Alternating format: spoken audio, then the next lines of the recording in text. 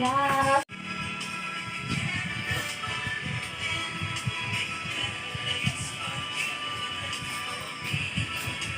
Tipay. 55 dyan, pamili ng feeds. 55 ang feeds.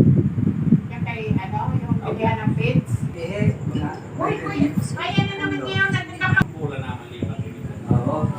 May May yung una, doon ka sa yan, sa Manilit. Okay. Oo.